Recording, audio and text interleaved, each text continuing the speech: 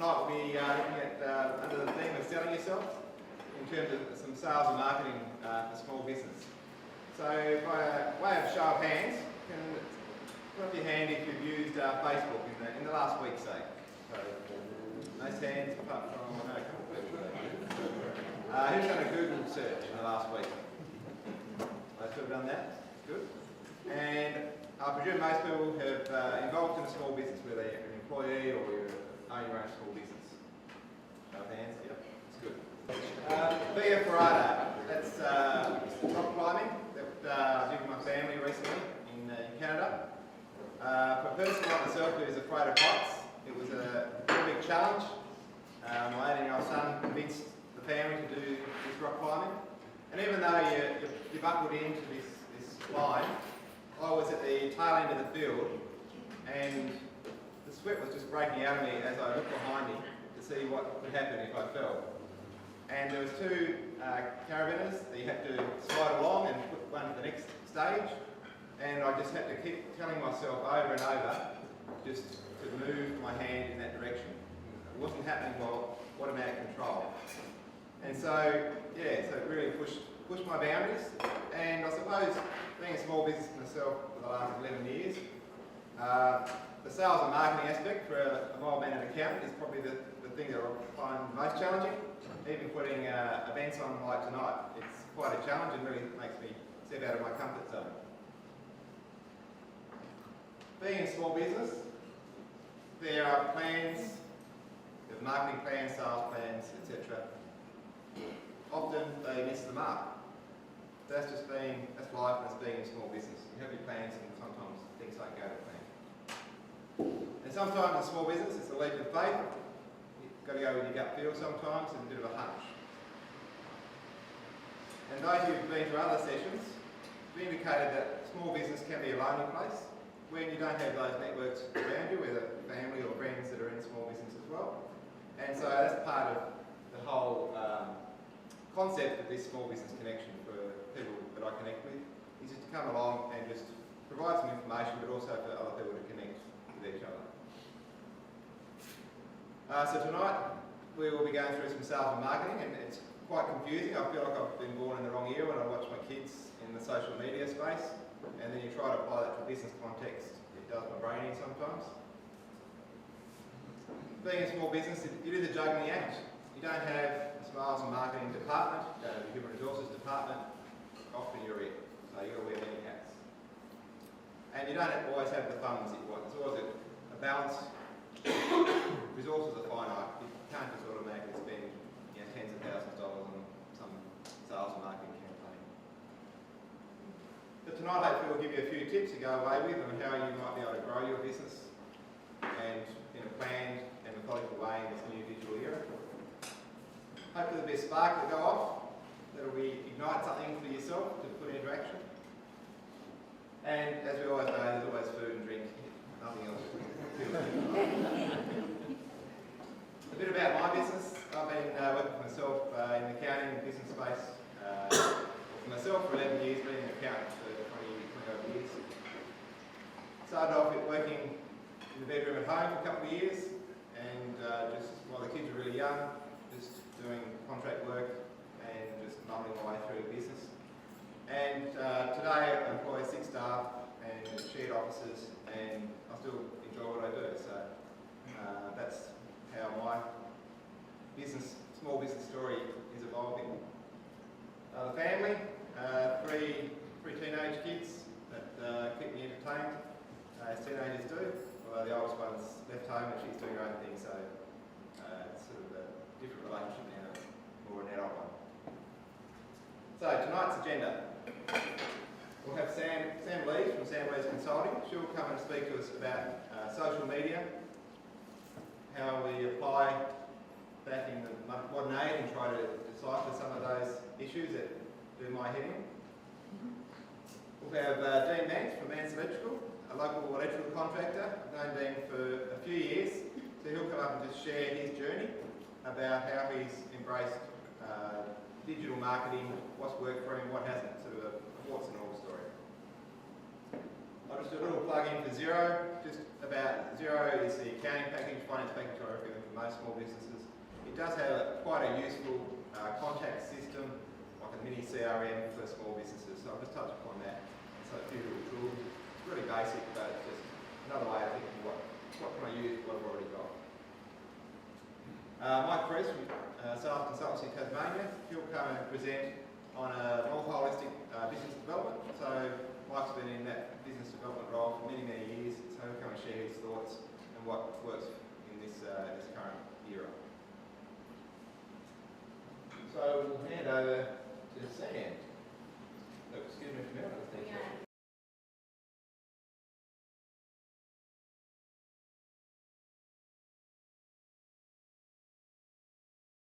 I just wanted to introduce first of all myself and where I've come from. Some of you in this room I know really well and many of you I don't. I have worked for the last, 10 years ago I started the Entertainment Group in Tasmania. I worked for the company for almost 11 years, helping businesses with their marketing through print media. Specifically hospitality, but also tourist-based businesses and activities around the state. I realised after about 8 years of this that there was a big hole for a lot of people. Many businesses I worked with were really struggling. They were having a lot of trouble trying to understand this new digital marketing world that we're moving into and how to effectively embrace that. And they were feeling like they were getting left behind and they were getting quite overwhelmed. So about a year ago, I started to jump into a different space and consult to help people become much more effective in that area. So learning how to use social media and making it a more effective form of marketing for their business. And as that's happened, we've realised just how important it is, even if you don't value social media, to get into that space and utilise it and embrace it for your business. So basically, to go more from a personal point of view, I've got also a very busy household at home. I have 4 children and a wonderful partner. So aside from work and the craziness of running my own business, I also have to keep everybody running, as you mums in the room understand. Guys too, I know. But my passion when I'm at work is to help small businesses and help them get ahead of the marketing game. So one of the things I wanted to do was ask a few questions, but Michael's already done that for me. But just again, can I get a show of hands of who found out about tonight through Facebook? Okay. And who has a personal Facebook page? Show of hands. Okay. Keep your hands up if you have a business Facebook page. And keep your hands up if you feel that your business Facebook page is effective and working well. Okay, alright. Regardless of whether you have a business Facebook page, please put your hand up if you feel that having a social media presence for your business is important.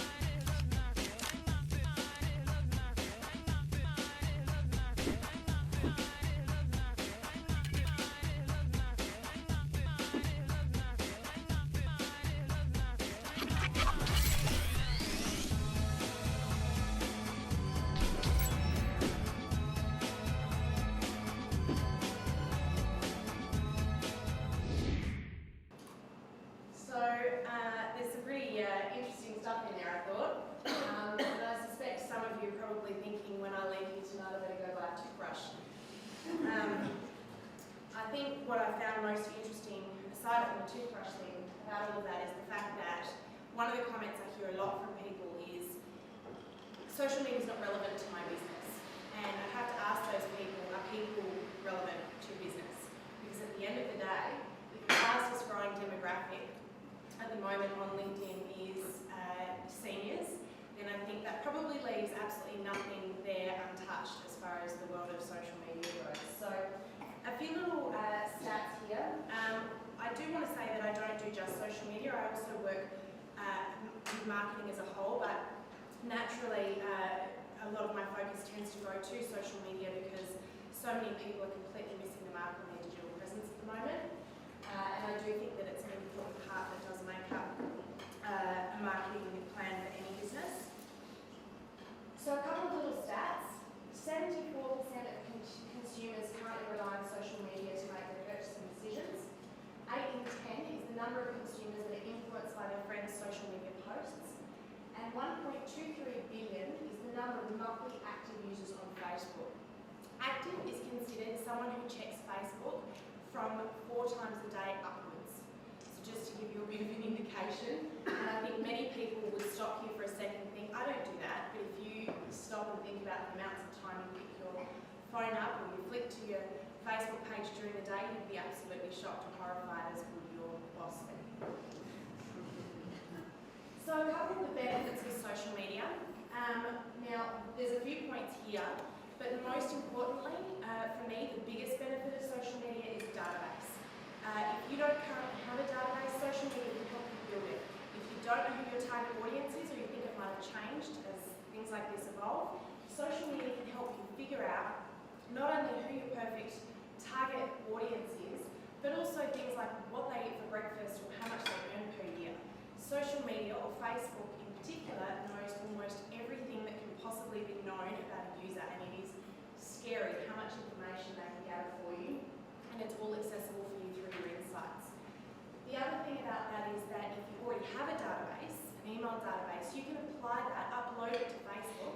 Facebook will help you find an exact matching audience to your existing customer database and advertise to them through Facebook. So it's, like I said, it's scary how much they know. These are just some of the platforms in social media. There are many, but these are the top platforms. And it's really important to note that you shouldn't be trying to figure all of them out.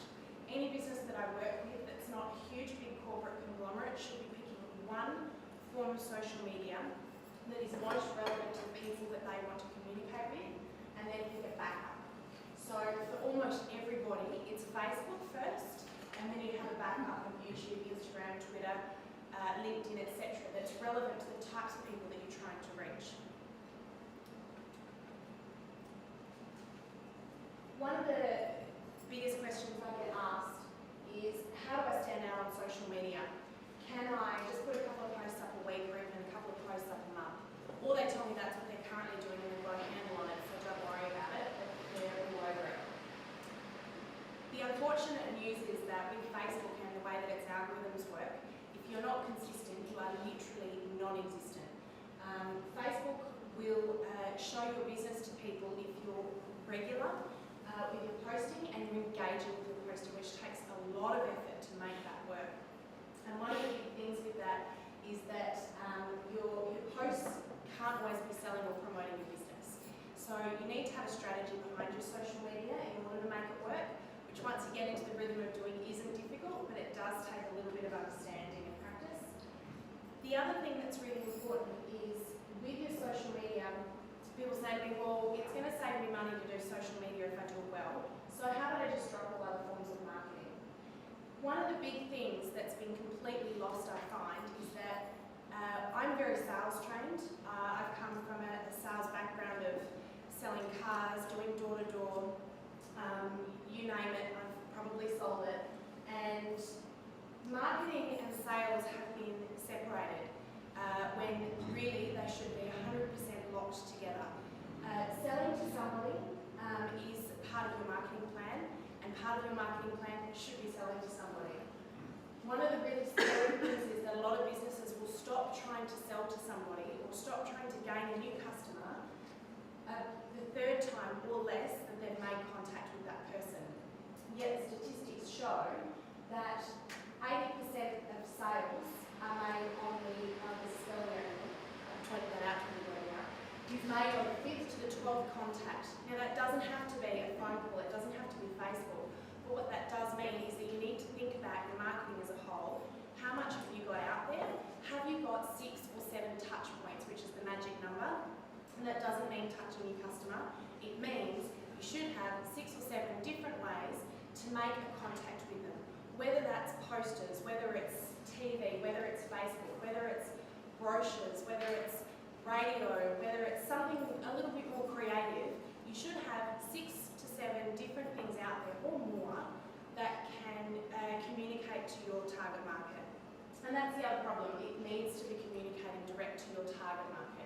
A lot of people will throw things out there and do a bit of blanket marketing and forget that you need to talk to the sort of person that you want to walk through your door. So no, you can't rely on just Facebook or Twitter or Instagram.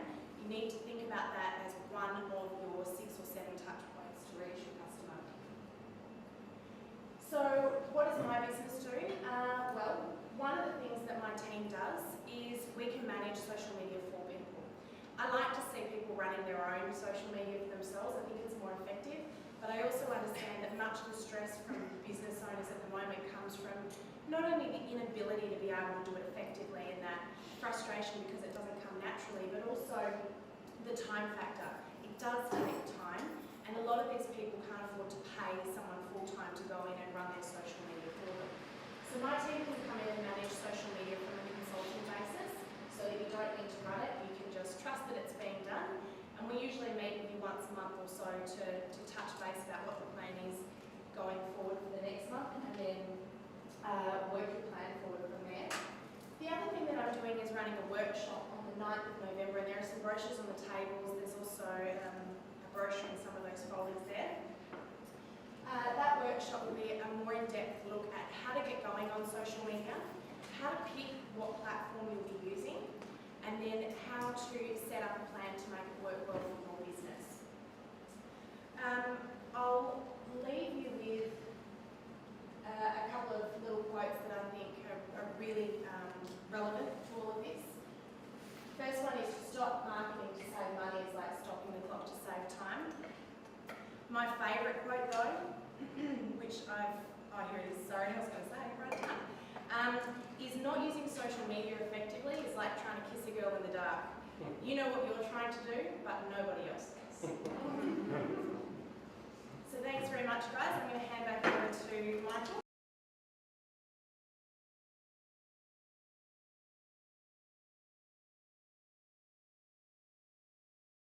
Well, probably it started when I noticed that some of my clients were dying. We had a lot of long-term elderly clients been with us for years, and passed away from old age. And thinking about, well, where are our new clients, where are the next generation come from? And obviously the answer was online, and my business coach convinced me that having a website that you regularly updated with blog posts, videos, and just jammed as much content into there as possible was going to be the way to get ahead of everybody else and make sure you get right out in front. And we've now got 110 blog posts on the website and a dozen videos or so, and we rank number 1 or 2 for Google for any search of electricians in Launceston. So that's without spending any money for SEO or advertising or anything like that. Has worked for you?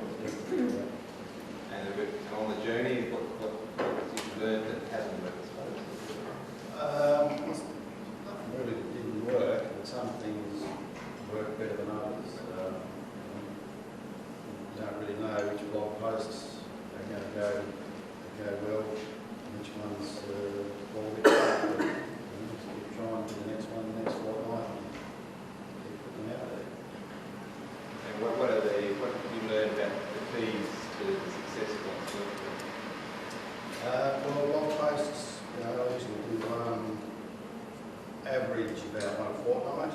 It's not exactly scheduled like that, but that's how it works out. takes about an hour to an hour and a half to do each one, so it's an investment of time. Find, good links to go to look and do some optimising on the back of the website. Videos work really well. They always get a lot of views on Facebook. Even if it's something, only a couple of minutes that you shot on the phone, or a couple of minutes is probably a bit long, it's like 90 seconds, most of my videos are. Facebook in general is good. We push all our blog posts out to Facebook using some free online tools, which automatically puts it out to Facebook, LinkedIn, Google Plus, and various, Twitter, and all sorts of places you can order that. Was just, about virtual business. What's that? There's a website called Hootsuite, and we also use another free website called Bitly, which takes your URL of the blog post and shortens it down to a little code that copy and paste that around. And how do you measure success for you? Purely sales?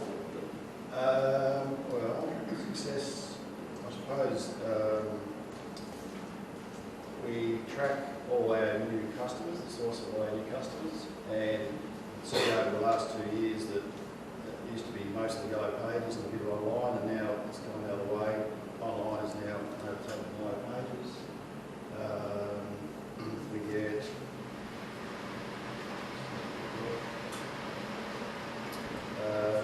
Facebook, it's very easy to track what's happening what's coming up. You can see all the good analytics, you can see the reactions,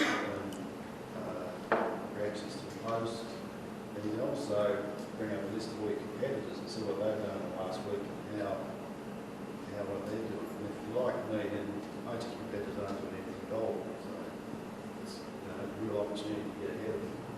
A head start that we're going to catch up. You were telling me that most of your competitors will get, whether it's a website or Facebook, might have started a period, but then there's a bit of a gap. Yeah, I think it's the consistency with the Google ranking too, is that they see that you're regularly doing something, they care about your website, you're putting up useful information, and it's got to be, it can't be all sales stuff, it's got to be information based on maybe questions that your customers ask you frequently, new developments in the industry, money saving, time saving things, that's the sort of things that people tend to look at. But yeah, you can throw a few sales things in the mix, but mainly it's got to be useful information really. How have you blended sort of the more digital methods with both the traditional methods as well? Yeah, well, you can still use all the traditional methods, but you're probably going to be more steering people towards your website, where you've got a lot more flexibility to make offers, give a lot more information, and it's not costing you anything, or if you do it yourself, it's not costing you anything at the time to create that, whereas if you want to run continuous TV ads with the paper or something, you're paying each time. So I think that digital will continue to dominate, but the other forms of advertising won't go away. And how do you calculate a return on your investment? Well, my investment's mostly time. We have spent a bit of money on Facebook advertising, but compared to something like Yellow Pages, it's a very small amount. So it's quite easy to test, see what sort of results you're getting, make some adjustments. So I think we would say that if you measure specific promotions, your analytics, you can see exactly the response to the ad you put up.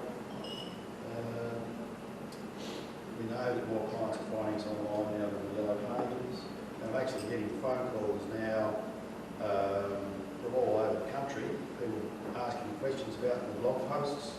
They read something, want to know more, they'll actually just ring me up. And we are getting work out of it from mainland companies and property owners who have interest in Launceston. So it's expanded our work beyond the local areas.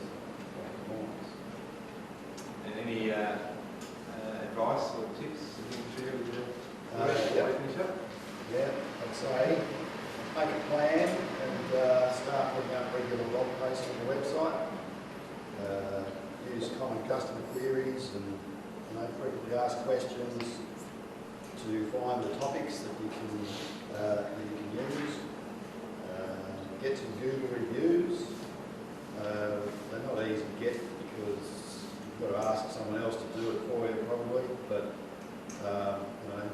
friends and family members that are actually clients of your business, we've got a Gmail account. You can get there, put a Google review, and you start getting a row of stars next to your name in the search results, and people actually tell me, oh, yeah, we chose you because of your Google review, so it makes a difference for sure.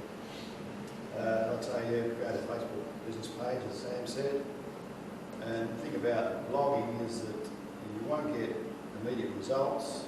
It takes a while to build up the momentum, and but I think it's part of creating, saturating your online area, your name everywhere, so that by the time you've been doing it for a couple of years, and competitors start thinking about it, then it's just going to be too hard and too expensive for them to catch up. Oh, thanks, Dave. Thanks for sharing.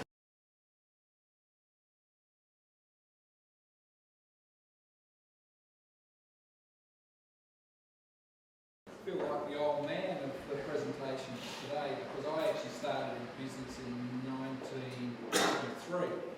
So as a professional photographer, that's where I learnt my sales skills and very, very quickly developed I guess an affinity with dealing with people. And that's what it's all about. And I think that's probably the main message that I want to get across to everybody is as great as a job Sam or you could do yourself like with Dean, don't forget that it still comes down to the job you do when you're actually face to face with your clients. And everything has to be the same. And terminology I put it is don't get out of line online. And I'm not talking about a rant on Facebook or something like that, which you shouldn't do anyway. But make sure that the experience that your customers are expecting when they contact you via your website or your blog or whatever, so they expect something. You raise their expectations, and when they actually walk in your door or you actually go out and visit them and you actually start doing business with them, make sure that those two things, the experience that they're getting, are not different. They need to be the same. And it's like the pieces in the puzzle. Most of you would have seen the invite for tonight. Well, that's the little image that's off the bottom of the invite there. And it's those pieces in the puzzle. Now what extends out beyond there with my business is everything that's involved within your business. Absolutely everything. Your staff, your product, your service. So the keys to business success. Ensure that your business that is displayed in all forms of marketing is the business that your clients experience. Because it's very easy to forget, to not update something. And that's why people like Sam do a really good job at helping that process occur. They maintain that online presence for people. But there's so much that you're either doing yourself or that you may forget to do over time. Facebook, website, online as well, everything has to coordinate together. Because when they walk in, or if you've got a premises, what does your premises look like? Is it the same logo that's on your premises that's on your Facebook page or on your website? I updated my logo 5 years ago, but it's still the old logo on the actual premises. You don't bother about that. We've got a man here that does a lot of signage, and I know that how important that is. It's about image. Everything is about your image. On your vehicles, of course. Your staff, how they present. Do they present in the same way that this image that you've created online has given, is it going to be the same expectation? Are they going to interact in the same way? Do they have the knowledge of what you're doing with an online marketing campaign? Have you trained them to make sure that they know what to expect when a client walks through the door? Make sure there's no disjoint. Oh, I forgot to tell you, we've done this marketing campaign on Facebook. It started last week. Well, I've had 3 clients today that I said we couldn't do that. Oh, oops. How does that make your clients feel when there's a disjoint between what you're doing online and what they're actually experiencing when you're communicating with you? Does your product displays, your brochures, your price lists, are they all matching to what you've actually got online? Have they been updated recently? I can see a couple of people looking up in the sky right now. Have they been updated? Really important. Depends on what your product is. A lot of people don't do pricing online now because it can be fluid or it needs to be adjusted depending on, customised for the client. However, if you do have a product and service that you are presenting online,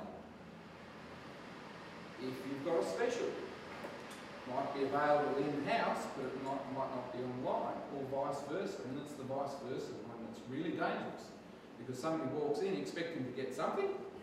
Oh, we discontinued that 3 months ago. Oops, forgot about that. Continuity breeds success. Everything that you're doing with how you present yourself, it's not just about online, it's about everything. How you actually talk to your clients. Is the verbalisation of how you present your products, is that similar to what you're saying online? Or do you say something completely different? One of my clients, we've got proposals that we work on and how we do present them. And we're having a real disjoint between what's presented online and what's presented in a proposal. And so it becomes a struggle, but you need to think about that. You need to really, really think about it. And provide the best products and services that you possibly can. And make sure that it's continuous. Everything needs to be seamless. The feeling has to be the same.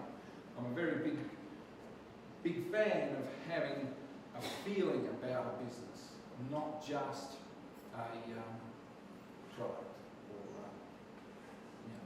an experience. You need to have a good feel. Everything needs to have that linkage, just like the pieces in the puzzle. It needs to be a unified picture. What if you had 3 different puzzles and you put 1/3 of each puzzle together in a pile, mix them up and try to put the puzzle together?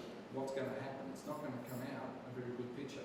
Most of them won't link together. And it's the same with your business. Online has to be a reflection of what you are as a business owner or a business manager and what your product is and what your goals are to the experience that you want to achieve with your clients.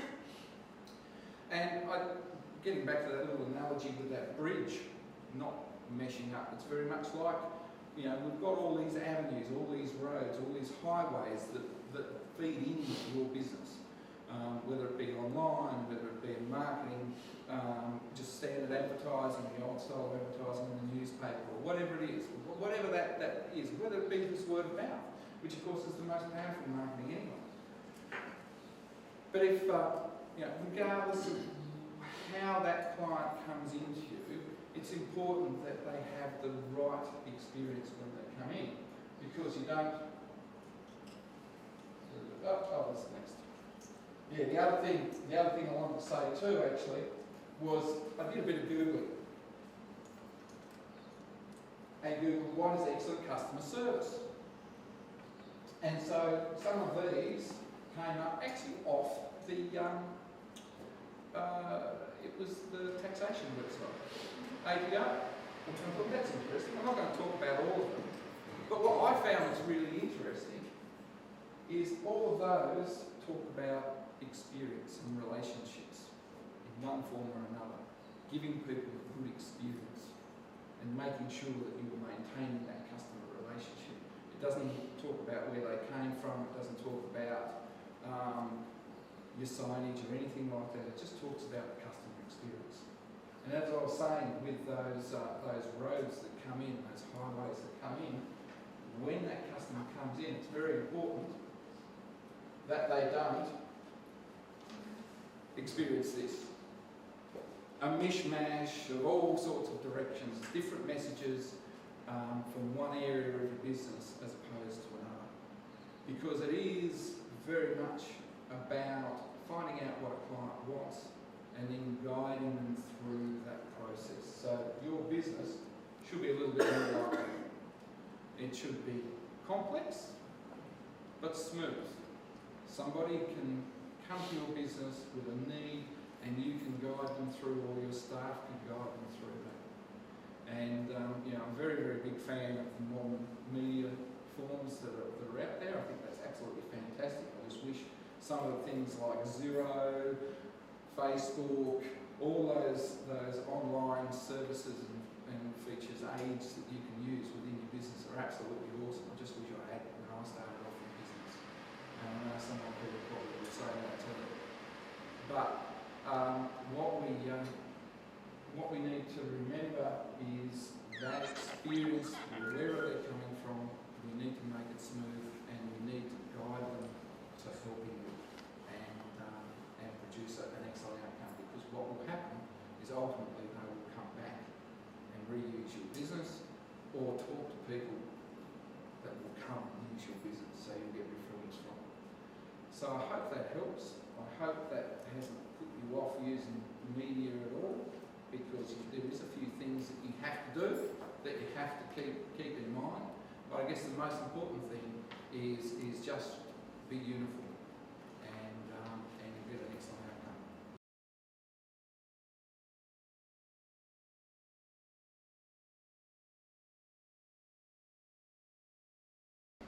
What Xero has got, it's very, very limited, but it is a contact management system that sits behind the scenes, I suppose, from a financial perspective. Things it does do well, and it's got customers and suppliers all linked together. I suppose my point is that, whether it's Xero or Excel spreadsheet or whatever, often your suppliers can be your customers and vice versa. So think of yourself as a business with a range of different contacts out there, and use the tools that you have, whether it's your finance system or whatever, to be able to think how you might be able to sell to your existing contacts as well. The other thing Xero's got is what they call smart lists. Out of the box, it's just got a few smart lists where you can go through. Once again, often your sales growth can come from within.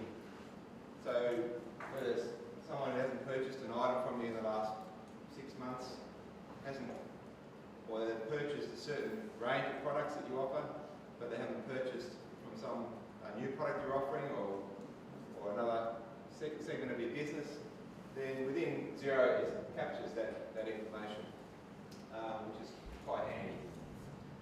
The other thing it's got, as I said, it's fairly light, but it's something for a very small business.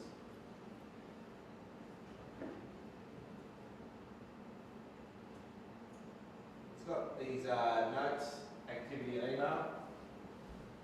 And the email component, so if you've got a Gmail account or an Office 365 account, what it allows you to do is to plug that into the back end and just record the traffic that you have, matching that email address for your contact.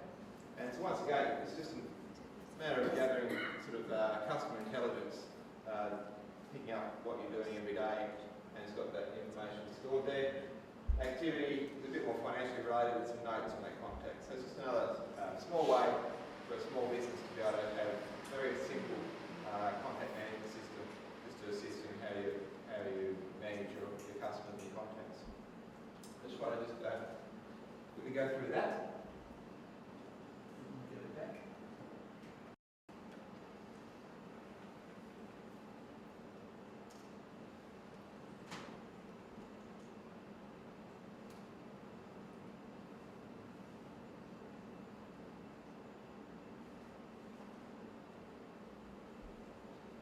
So just in summary, hopefully tonight through the three presentations, we've given you a few options to go away and think about with you and your business.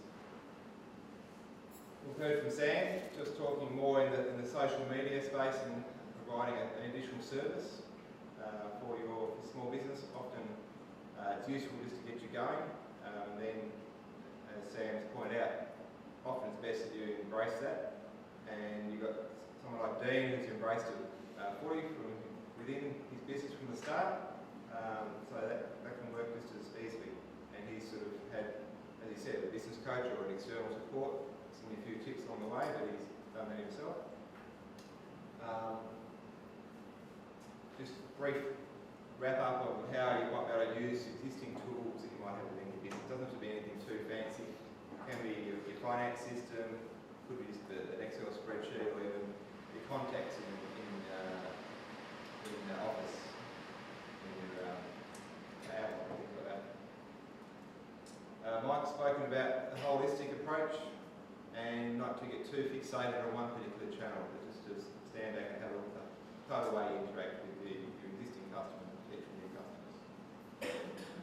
Hopefully there's a few tips just about how you might be able to grow, have growth within your business, and to be able to connect together with a small business, and we'll have an opportunity or drinks afterwards just to be able to share with each other. And so what I might do now before we sort of people leave is just maybe to the person next to you again, just spend 30 seconds of one point that what's the main takeout point tonight that you will take away in your business. So I just want to talk to the person next to you for the next 30 seconds from now. I don't want to keep it too much longer, but we've got a couple of minutes now. Just people have got a couple of quick questions on any of the content covered tonight, and I won't be able to answer it, but I'll hand over to someone else. Time for probably 2 questions. So, Julie? If you're writing a blog, what platform is sort of the best one to go from? Anything to share on the platform? Well, the most common one is WordPress. And you can put all sorts of themes over the top of that to make your website look different, but WordPress is the main one. That's free. Anything to add, Sam? WordPress is probably one of the best ones for search. People will help with your rank a bit more than some of the others. So yeah, definitely suggest WordPress at the start, unless your website allows you to do it. Yeah. So I might chat with you about Any other questions? Scott myself. Just a follow-up Edward, question. yes. I noticed you had Reddit up there. Yeah. Do many people use? No, you keep in mind that those statistics are worldwide. So you have to remember that in Australia, we've got, so we've also got things like in China, for example, Facebook is illegal.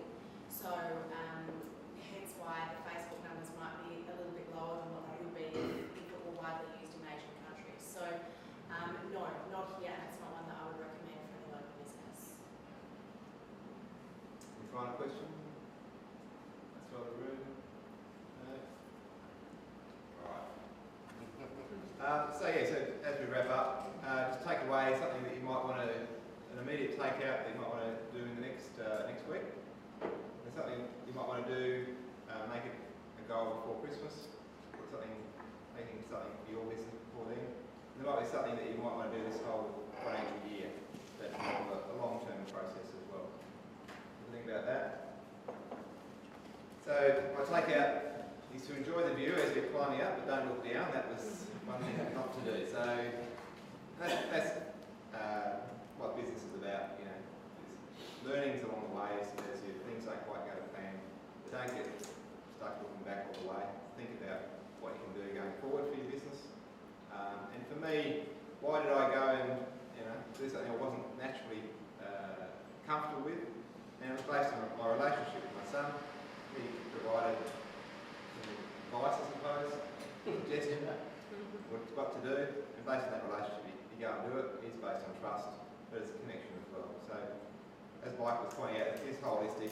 Some of the business principles still come through.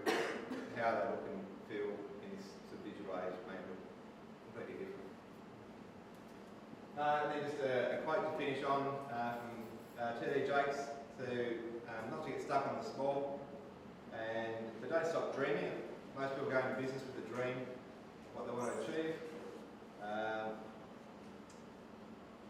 Yeah, don't stop dreaming, reaching, enhancing what you have. So it's just that whole continuous improvement. So thanks for your time. Thanks for coming along. It's more to eat, and I'll get the bar open again. So thanks once again.